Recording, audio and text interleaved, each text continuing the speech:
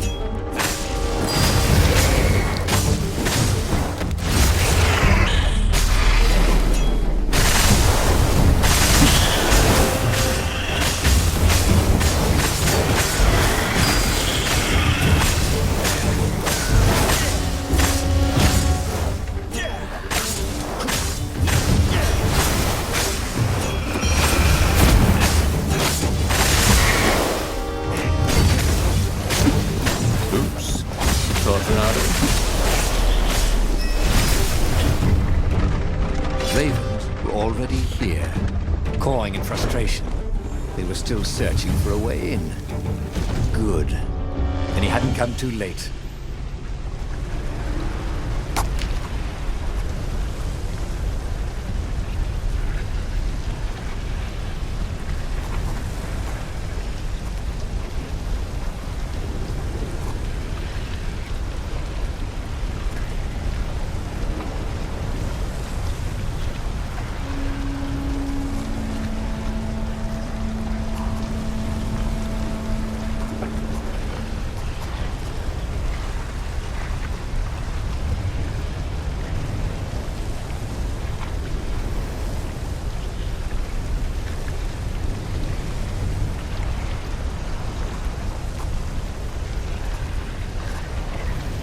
Nice.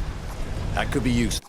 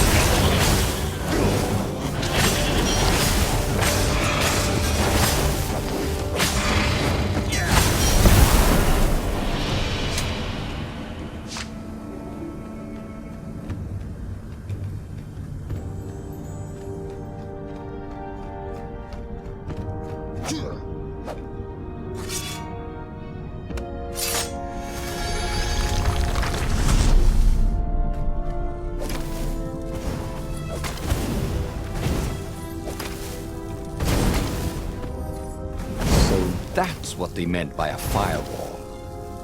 What unlocks a firewall?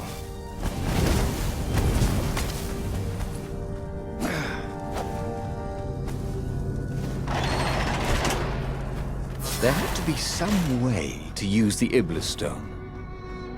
It was old, wasn't it? People are so much cleverer now. And Renato was pretty sure he was cleverer than most people.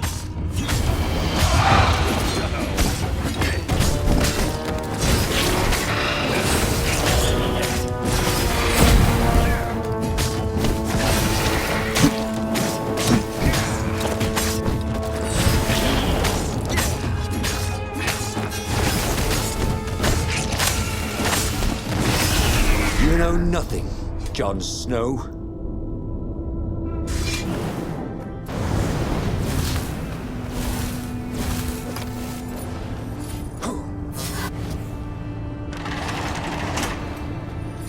The Ravens at least could not get past this point.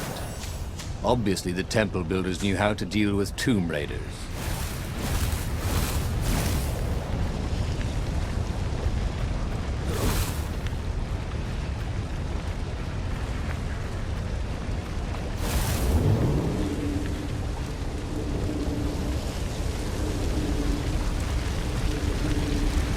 This wasn't actually such a hard puzzle, come to think of it.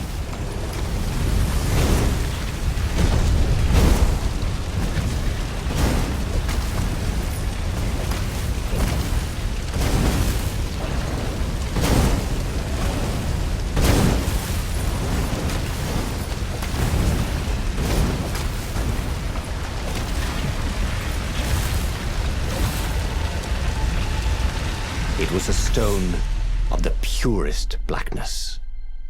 It reflected no light, like a void made solid. Nervous, he picked it up. I can make you mighty. Who said that? Give blood. It was the stone, eager, thirsty.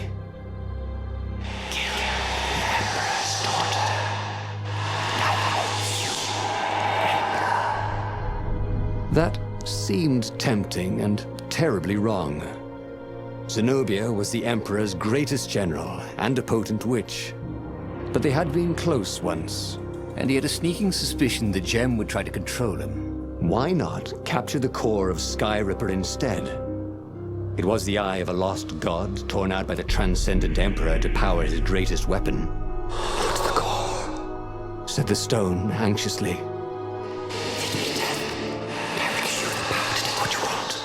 But even though Renato knew how evil the gem was, he had a clever plan for dealing with it.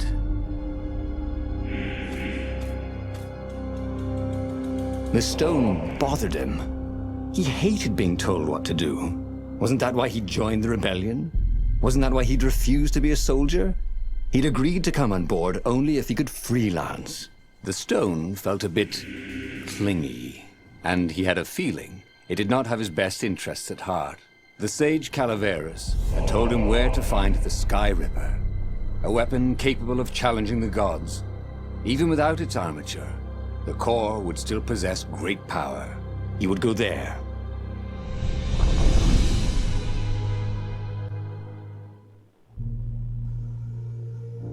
The moment he landed the Farfarer, Renato had a rare feeling of regret.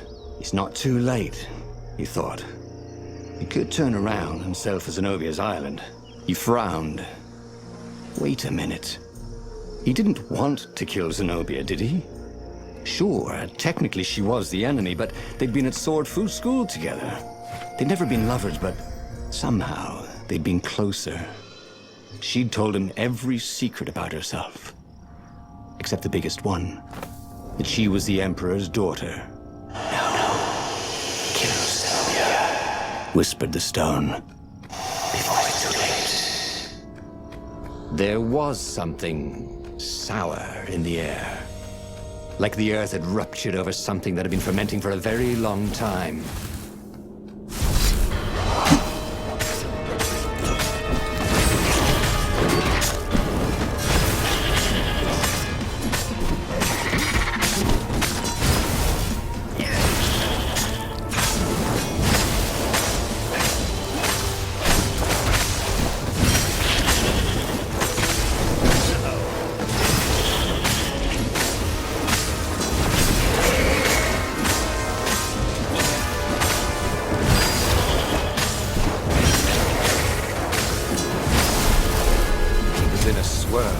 Newly remembered knowledge. The stone hadn't lied about what it could do for him.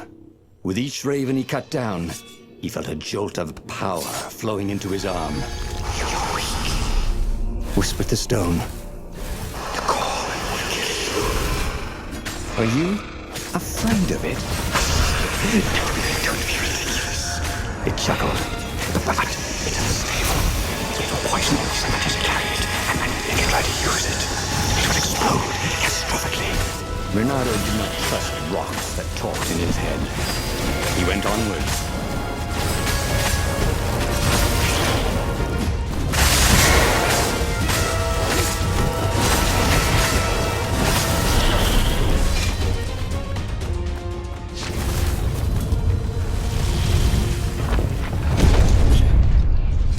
As he approached the core, the stone became hysterical.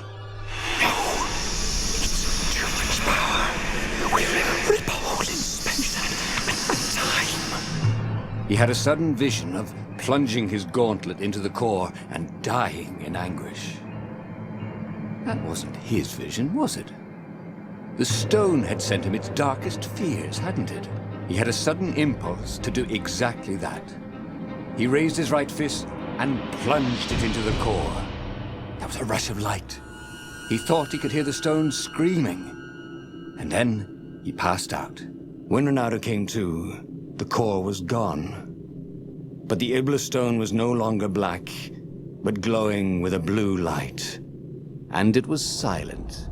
"I can't hear you," he sang out, and "You?" It didn't answer. "Ha!" he said. He had defeated the demonic gem with the power of his mind. He felt invincible.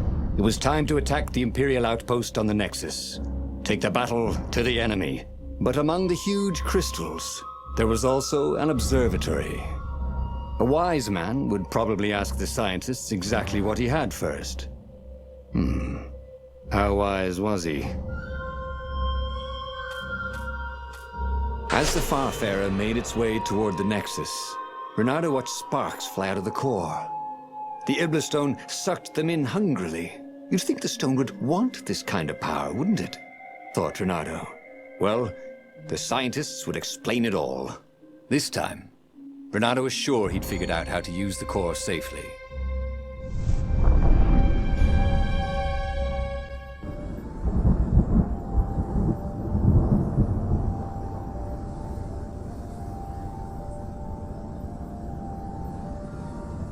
See? He'd trusted his gut, and it had worked out. That's what it meant to be a hero. To ignore the naysayers and the odd-makers, and do what you knew was right, and have it turn out to be the right thing. He wasn't worried. Once he got to the observatory, the scientist toads could explain it. Then he could carry the war into the enemy's camp and destroy them all. He was getting a little bloodthirsty, wasn't he?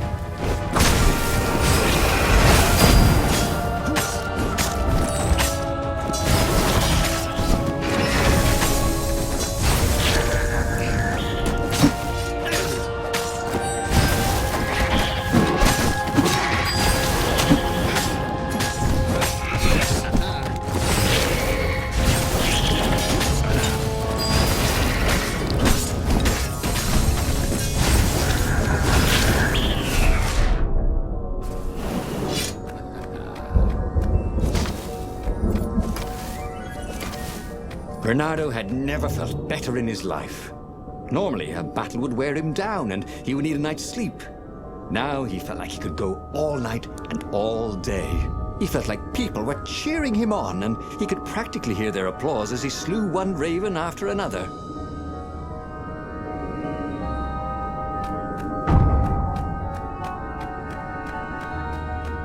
The Iblis Stone and the Skyripper Core. Two artifacts from the time of legends. Renato was becoming a legendary hero, wasn't he? He had enough power to save the rebellion, but he had to understand this power, so he would not misuse it.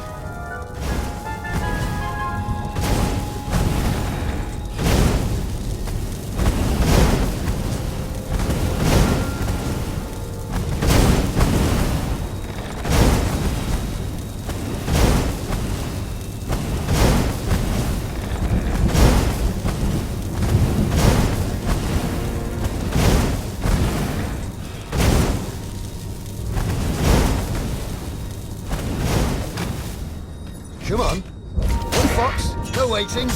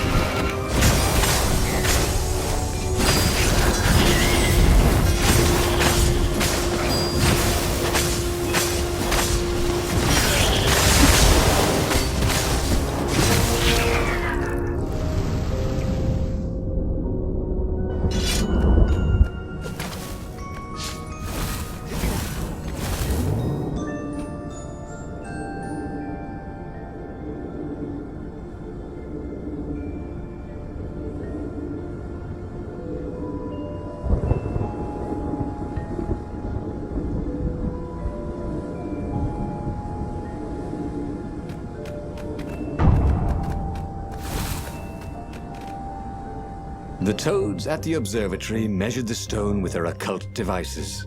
I fed it the core of Sky River, explained Renato. No more feed me blood and souls. But the core is not an unlimited energy source, said one toad. Another said, There's a feedback loop, you see, which could overload the stone. Yeah, the stone doesn't actually feed on souls, claimed a third. But on pain of killing another sentient being. If you can truly be at peace with yourself, it would not overload. This was all very confusing. At peace? Yes, the mountains were peaceful and quiet, but he now had the power to turn the tides. He should report to the Rebellion Council and prepare for the decisive battle.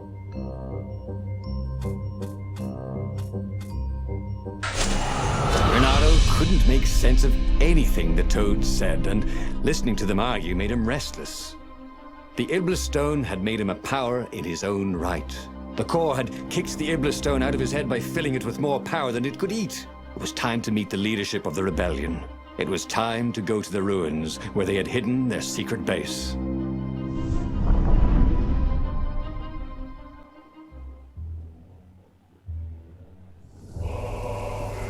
He was ready for anything the ravens could throw at him.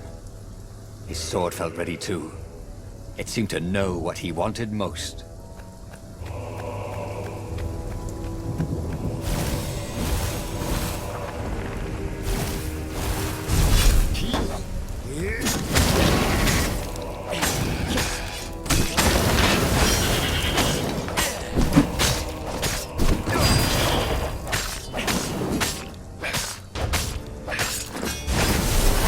Renato wondered how much Hypatia had known about the book she protected. Enough to tell her son to protect it. Enough to tell Renato to protect her son. He'd let her down there.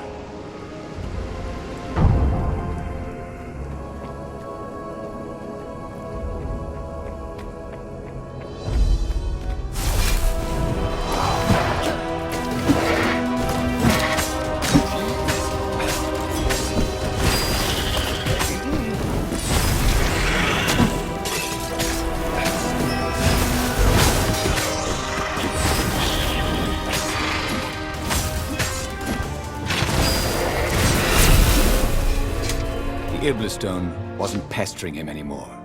Good. He didn't want to chit-chat, not with anybody. He didn't want to think about Zenobia or Lapino. He just wanted to fight.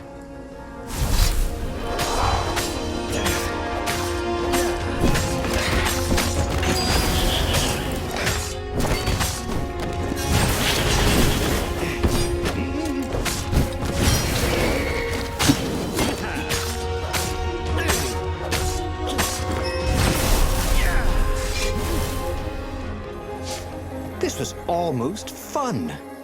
Pain of killing another sentient being? What was that toad talking about anyway? He felt no pain, only pleasure as each filthy raven fell by his sword and the stone glowed brighter and brighter. And all the while, those voices were cheering him on, like he was in the arena, winning bout after bout.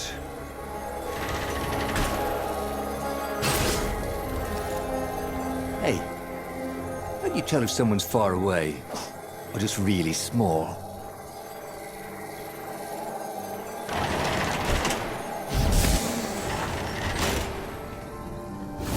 The long stairs.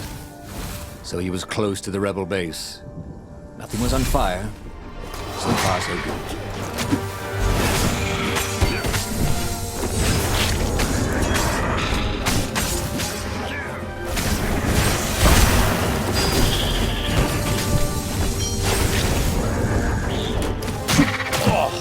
Someone needs a bath.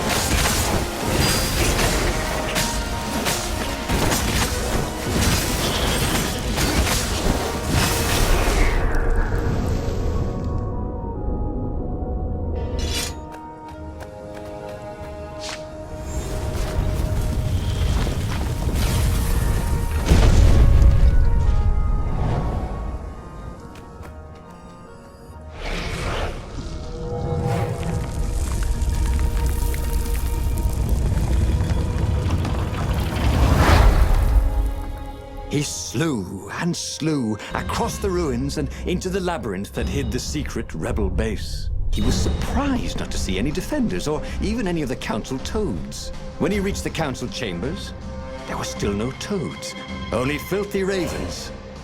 "Stop him! He's gone mad!" One raven shouted until he had hacked them all down. There was not a single toad anywhere. No doubt they'd all been taken prisoner, so it was up to him to take revenge upon the Imperial fleet. But where had they taken the council? It couldn't be good that the Empire had not only found the secret rebel base, but killed or captured everyone there. No matter. He was on a roll. He headed full speed towards the Imperial fleet. He would be the fox who took down 100 warships. He charged.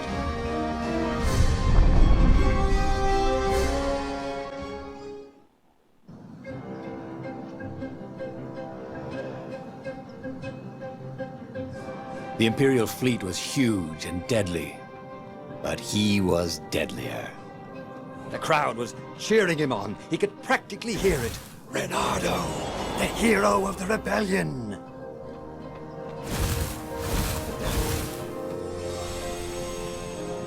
And this is why heroes are called dashing, Reynardo thought. See? Dashing? Get it?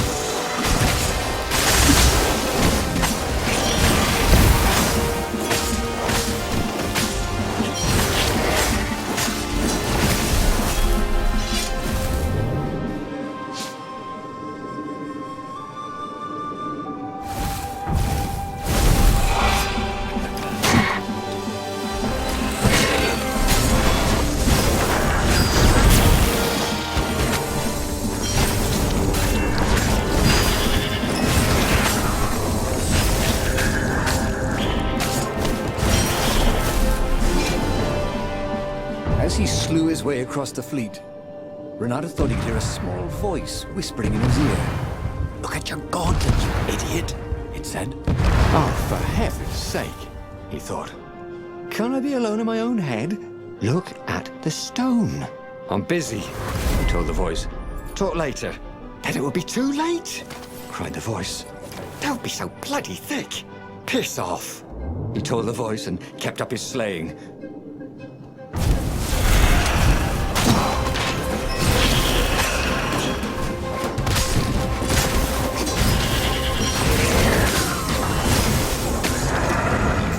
Wasn't making a dent in those shields.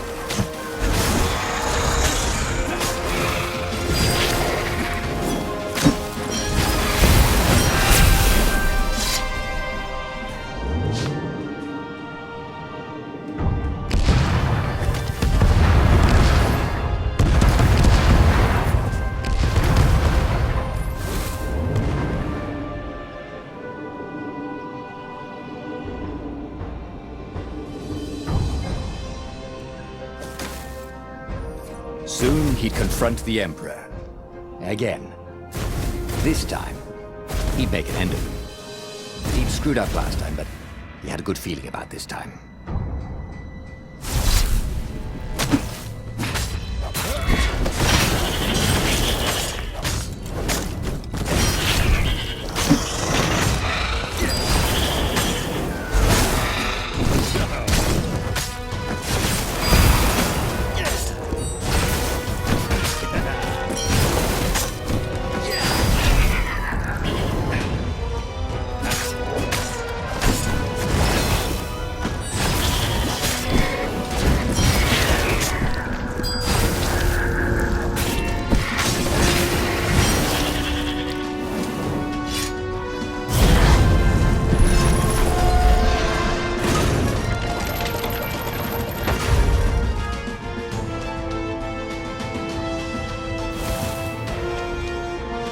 Here was the Emperor. Renato cut down his elite guard. The exalted Toad cowered fearfully. He had sought to evade death and only made death come to him faster. Renato savored the moment. And then, too quick, it was over. He stood over the dead Emperor. Death to tyranny! He shouted. Go, House, go! Zenobia stepped out of the shadows. You have to stop, she said. You've killed everyone. Our ravens, your rebels. You murdered the whole rebel council. What? Oh, the ravens killed the council. Yeah, big idiot. They don't even know what the secret base is. Shouted Lapino, who was with her for some reason. Look at the stone, said Zenobia. It was black as night. Blacker. But I fed it the core, said Renato. It was glowing. Well, who needs a core, he said, and he attacked. Zenobia conjured her best, and Lapino hopped around like a mad rabbit, but he killed them both easily. I am unstoppable, he orated at the blood-soaked walls. I alone shall be emperor. The tiny voice inside him screamed, that doesn't even sound like you big fanny. The stone has stolen your mind. But he ignored it. Who listens to voices in their heads anyway? Madmen, that's who. Oh, again? But he already had all the secrets he needed. He was sure of that. He must have not used them the right way. What was the best, worst mistake he could make? Probably trusting that traitor Lapino.